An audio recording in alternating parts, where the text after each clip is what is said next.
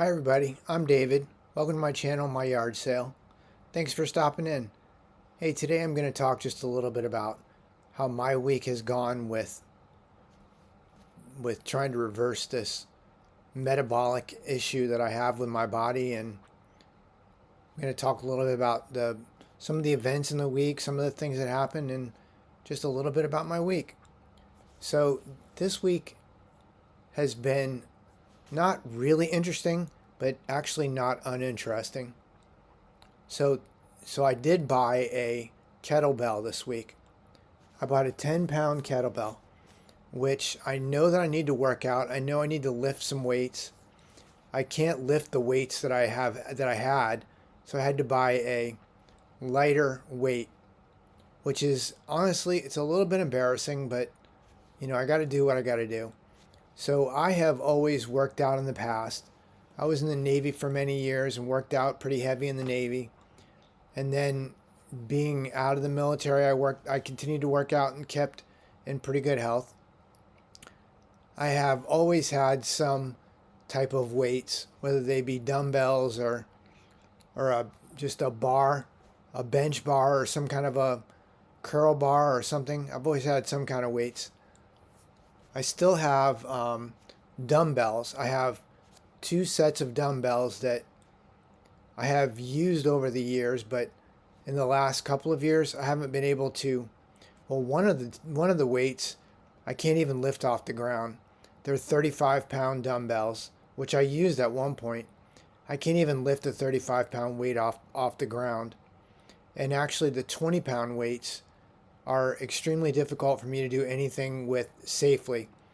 And safely, I mean, like if I lift it above my head, I need to make sure that my hands are going to hold it. I'm not going to drop the friggin' thing on my head, which hasn't happened, but I have concerns that I'm going to hurt myself trying to lift weights, and it's just not going to really work out for me. So I had to buy less weight. So I bought a 10-pound kettlebell, which I thought I was going to buy 5 pounds because I know how weak I am. I know how difficult things can be. But I thought, oh, I'll get the 10 pounds. I can handle that because I can still lift the 20 pounds up. I just can't trust myself to do anything with it. So I thought, okay, well, I'll get 10 pounds. So they arrived, or it arrived. I only bought one.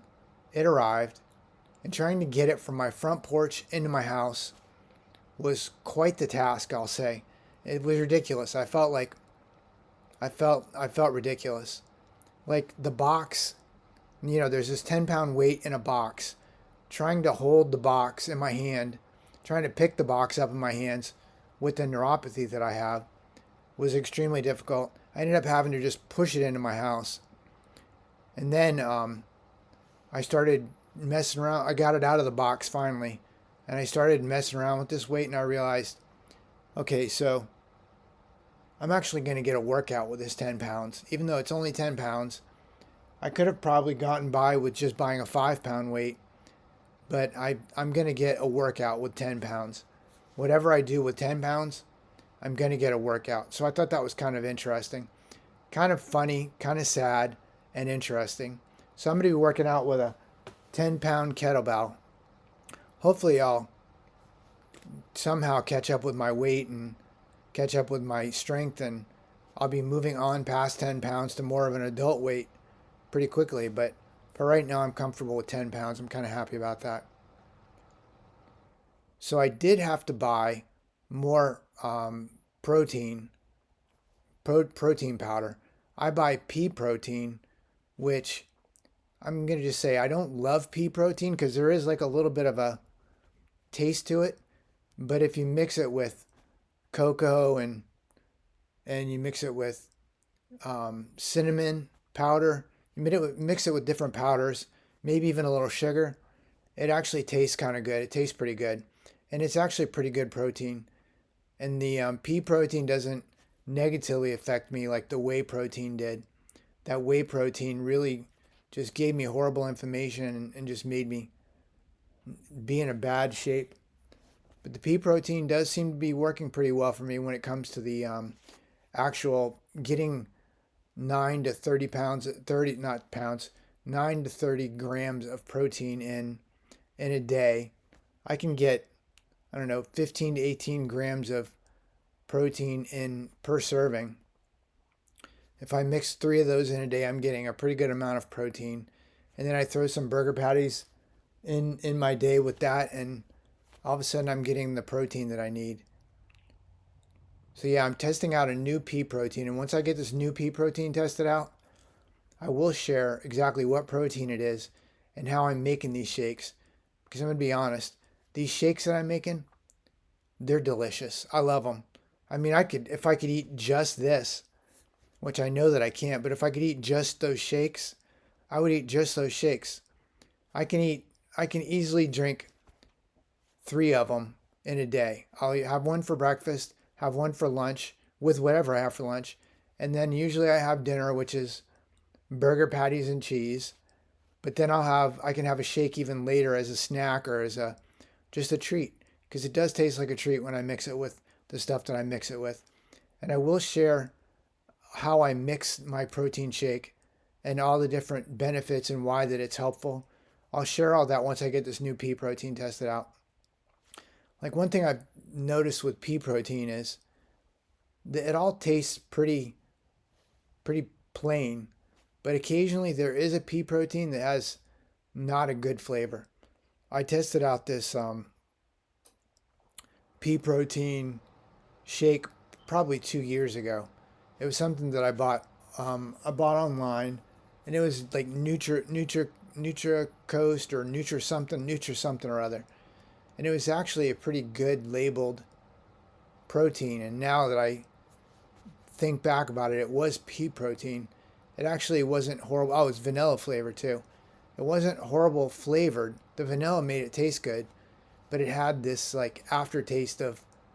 It almost tasted like if you just take peas and you were to blend them and then just eat that. That's almost like what pea protein sort of can taste like, without any added flavors or any kind of sweetener, or without any flavors. That's what it tastes like, which isn't a horrible taste, but it makes me feel like I want to just put salt on it, which I can put salt on it and I will, but I just don't want that to be my shake that I'm eating 3 times a day, tasting like peas. And it does get like a little bit of a gamey smell. It almost tastes like a gamey flavor, and I don't mean gamey like what maybe deer would taste like or something, or fish. It's gamey like as in like when you go to the petting zoo and you smell that like smell of goats and sheep and stuff like that. That's that gamey smell that I kind of get that taste with pea protein. So I'm going to test out this new pea protein. Once I get it tested out, if it passes my thumbs up, then I'm going to share I'm going to share all the benefits. I'm going to share the ingredients, and I'm just going to tell you why I love it, how much I like it. I'm pretty good at taking these things that are not so great, figuring out how to make them great, and then making them delicious. So once I get this figured out, I will share it. So I've got my Thanksgiving meal planned out. For Thanksgiving, I was gonna buy this Thanksgiving pot pie off of this jumbo pot pie off of Walmart, which would have stuffing and all Thanksgiving stuff. Somehow I don't know exactly all the stuff that's in a turkey, and there was some other stuff. But the more I looked into it, the more I thought that's probably not a great idea. I don't need all the carbs. I don't need all the crap that's in the dough, and it was a pot pie, so it had crust, and I didn't need all the stuff in the crust. So I'm not going to be eating a Thanksgiving pot pie for Thanksgiving, or a turkey pot pie, I should say. But I am going to make turkey. I have ground turkey. I'm gonna have ground turkey with some vegetables.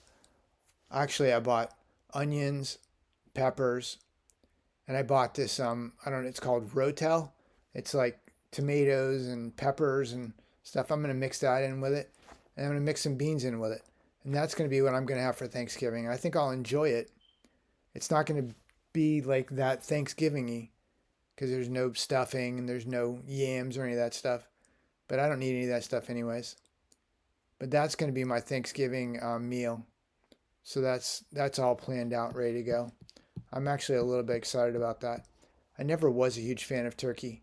When it came to Thanksgiving, I only would go to places where they had turkey and ham, and I would eat just 4 pounds of ham. I would eat no turkey. I just don't. I'm not really into the turkey. I don't like. I don't like turkey. I don't like chicken that much. I much prefer ham. I just like anything but turkey and chicken for the most part. So I'm kind of excited about making that for Thanksgiving. That'll be kind of nice.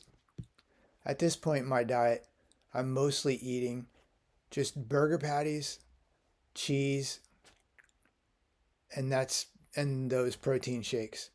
That's mostly all that I'm eating. And the thing with that diet is I do kind of feel like when I eat too many burgers, I mean, I do kind of feel like it negatively impacts me a little bit. Not as much as if I was to just eat garbage, but definitely I feel like it can negatively impact me a little bit. And then if I drink too many of my shakes and I've added just a little bit too much sugar, which I do add sugar to my shakes, um, but that little tiny bit of too much sugar definitely has some negative impacts with me. It gives me inflammation. It causes me problems. I can't even explain all the different ways that it causes me problems. So I have to make sure that I keep that sugar in those shakes like under a couple of teaspoons, less than a tablespoon of sugar per shake, and then I'm pretty good. But yeah, I'm mostly eating just burgers, cheese, and the protein shakes, and I'm kind of actually happy with that. It balances things out. It makes my body just seem to work right. It works out good. Now my last time I bought groceries from Walmart, I bought this Walmart breakfast bowl. The one that I bought was sausage. It had um, potatoes and eggs, and it was only 7 ounces. It was very small, but I have to say that I thoroughly enjoyed that breakfast bowl. I could eat that breakfast bowl every day for breakfast. Again, it's 7 ounces, so it's not gonna. It didn't make me stuffed, but it was enough that it made me feel like I ate a good meal. But I really enjoyed that, and I probably will eat those again. I don't know if I'll get the sausage one. I may try the bacon one, or they have a couple different kinds. I may try those, but I did really enjoy that breakfast bowl. It was easy. I just threw it in the microwave for 2 minutes, heated it up, and it was ready to go. And I put some salt on it. It tasted good. It made me feel good. It didn't just fill my stomach up. 7 ounces isn't gonna fill my stomach, but it made me feel full. It made me feel I wasn't hungry anymore. It was good. I really enjoyed it. So that was kind of nice. So the Walmart breakfast bowls are a thumbs up from yard sale. I really enjoyed it, and I will try some other ones. And they're on sale right now too. I think it was $2 for the bowl, and I would have preferred it more for $1. I would buy them really regularly for $1, but when it goes from $3 to $2, I gave it a try. Well, it was definitely a good. It was a good try. It was a good test, and I enjoyed it. It was pretty good. So Walmart breakfast bowls get the thumbs up from me. So I said it already, but I am still eating a tiny bit of sugar. I'm kind of bought on to this thing where, I mean, it makes a lot of sense to eat no sugar. Like that makes absolute sense. I know my body doesn't actually need sugar, but I think my body does need a little sugar.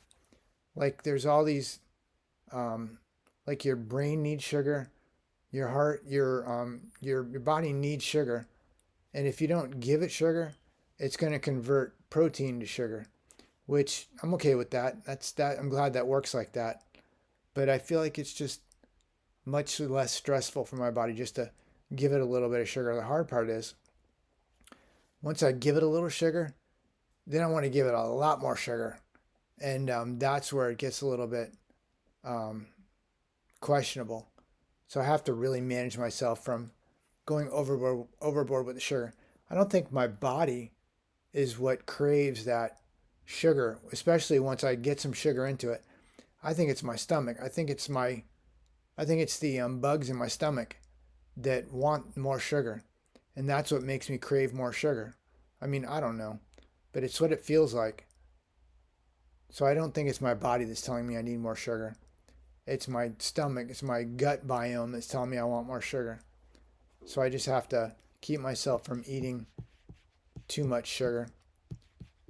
So when I do get too much sugar or eat too much burger meat, even, I don't know exactly why that does this, but the neuropathy in my hands can get worse with the inflammation.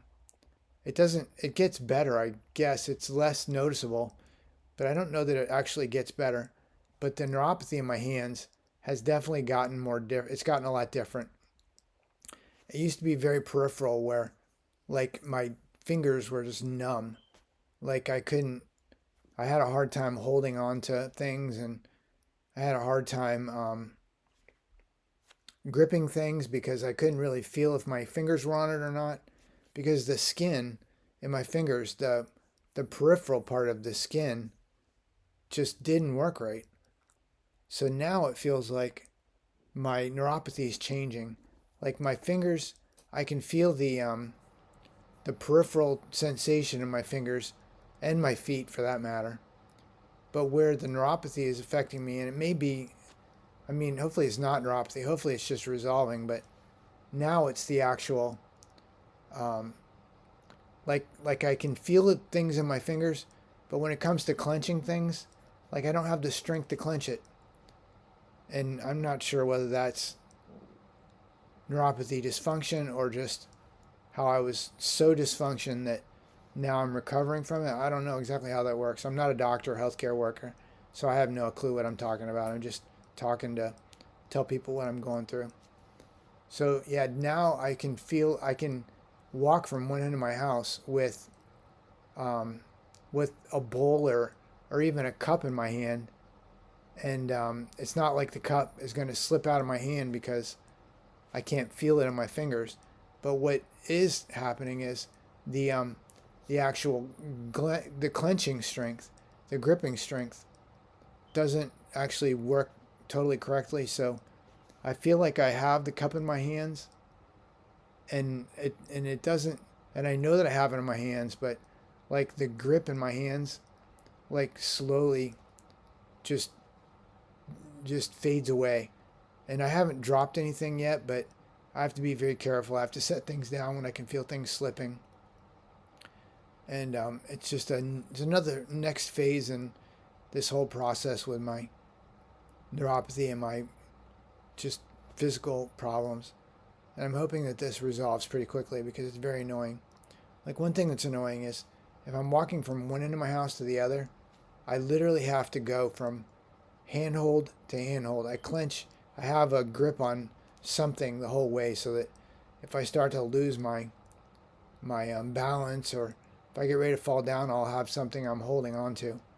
But sometimes, and I haven't fallen, not in quite some time, but um, if I fall and I cannot, and I'm not like totally sure that I have, a handhold gripped onto, like a doorknob or something gripped onto, it's pretty dangerous. And like the way that this thing is working with my neuropathy now is like I can feel that I have something in my hand and I'm holding like the doorknob in my hand, but when I lean against it, I have no strength on that hand, which is very frustrating. And I'm hoping that I'll start getting some of the strength back. I hope that using this weight will help me start getting some of my strength back.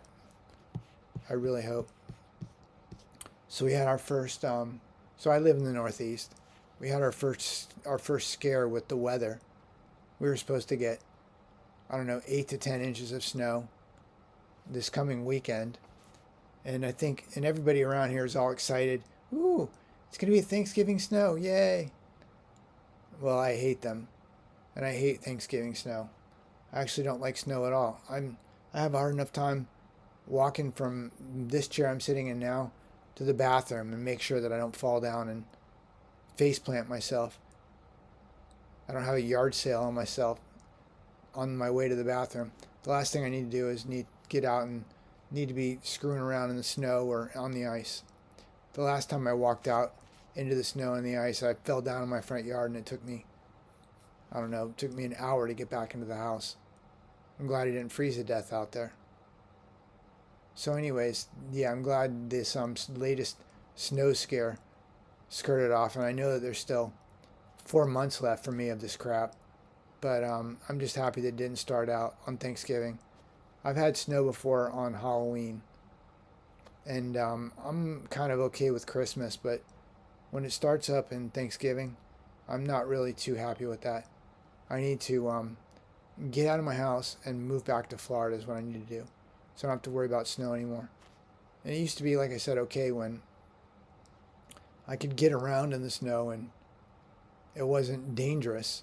But now, like, there is not, I just can't go outside to be in the snow at all. I have a hard enough time getting stuff off my front porch, especially when it weighs 10 pounds. So I need to make sure that I'm not out in the snow and out in the weather. I don't need to end up on the ground where I can't get back up. I don't need to have my neighbor come over and pick me up off the ground and carry me into my house. But other than that, there's really nothing else going on for me this week. Thank goodness. I actually like sharing on this channel how my week goes. But one of the things that I enjoy the most is not actually having anything to share, because I don't really want to be talking about like how hard the week's been for me. I'm going to be happy as soon as I can start talking about how maybe after I get this weight going, after I start getting some strength back in my body, I'll be happy when I can start talking about how things are positively progressing. That will make me very happy. Anyways, I hope this was an interesting post. I know it hasn't been super exciting, but there's been a couple of tidbits here and there. I hope you thought this was interesting, and if you did, do me a favor. Give me a thumbs up. And if you're subscribed, thank you so much. I appreciate it. And if you're not subscribed, do me a favor and please subscribe. I hope you have a great rest of the day. I hope you have a great rest of the weekend. Thanks a lot. Bye, everybody.